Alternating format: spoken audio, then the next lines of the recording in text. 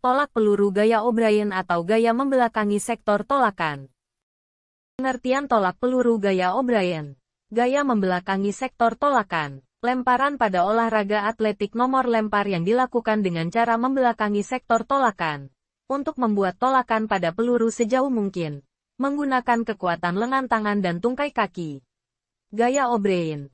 Merupakan gaya yang sering digunakan oleh atlet tolak peluru. Karena menguntungkan pada jalur pada awalan lebih panjang daripada gaya ortodoks pada tolak peluru. Teknik memegang peluru adalah ulasannya. Pertama, letakkan peluru pada telapak tangan bagian atas atau ujung telapak tangan, yang dekat dengan jari-jari tangan. Kemudian, buka atau regangkan jari-jari tangan. Jari telunjuk, jari tengah dan jari manis berfungsi sebagai penahan sekaligus memegang peluru bagian belakang. Sedangkan jari kelingking dan jari ibu berfungsi untuk menahan peluru bagian samping agar tidak tergelincir ke dalam atau keluar tangan. Ke dalam ditahan oleh ibu jari, sedangkan keluar ditahan oleh jari kelingking. Setelah peluru dapat dipegang dengan baik, letakkan peluru pada bahu dan menempel di leher. Kemudian, angkat siku ke arah samping sedikit menyerong ke arah depan. Ketika memegang dan meletakkan peluru di bahu, usahakan agar keadaan seluruh badan dan tangan tetap rileks dan tidak kaku. Kemudian, usahakan lengan yang lain untuk membantu menjaga keseimbangan. Cara melakukan gaya O'Brien dalam tolak peluru, sebagai berikut. Awalan, peluru siap dipegang pada tangan kanan lalu diletakkan di pangkal leher seperti yang disebutkan di atas yakni cara memegang peluru pada tolak peluru. Sikap permulaan berdiri agak miring. Arah tolakan berada di sebelah kiri badan.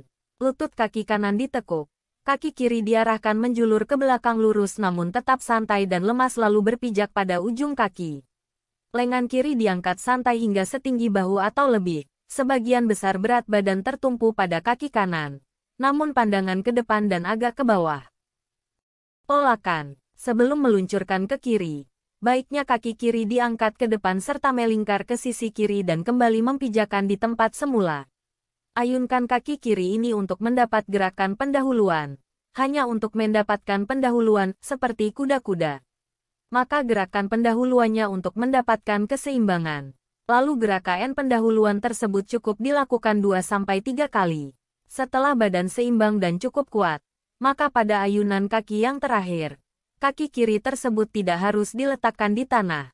Namun lebih baik lagi agak ditarik ke kanan sehingga posisi pangkal betis kiri berada di belakang betis atau kaki kanan. Bahkan lebih ke kanan lagi seperti menyilang.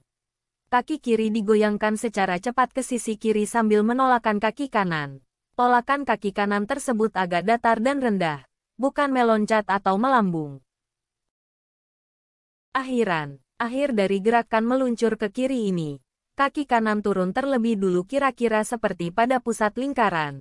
Bahkan kaki kiri terus dijulurkan jauh ke sisi kiri. Seperti saat mempijakan di tanah ujung telapak kaki mendekati sedikit menyentuh bidang pada balok penahan. Saat seperti itu sikap posisi menolak seperti yang telah disebutkan di atas. Perhatikan dan cermati gambar lapangan tolak peluru. Ukuran lapangan tolak peluru. Sesuai standar Asosiasi Federasi Atletik Internasional IAFF, diameter lingkaran tolakang adalah 2,135 meter dan dikelilingi ring besar setebal 66 mm serta tinggi 2 cm sebagai batas lingkaran.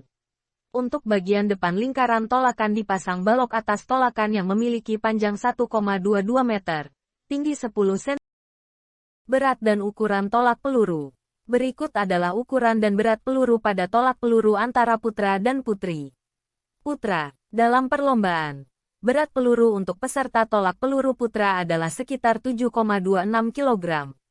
Untuk peluru 7,26 kg minimal mempunyai diameter 110 mm, dan maksimal 130 mm.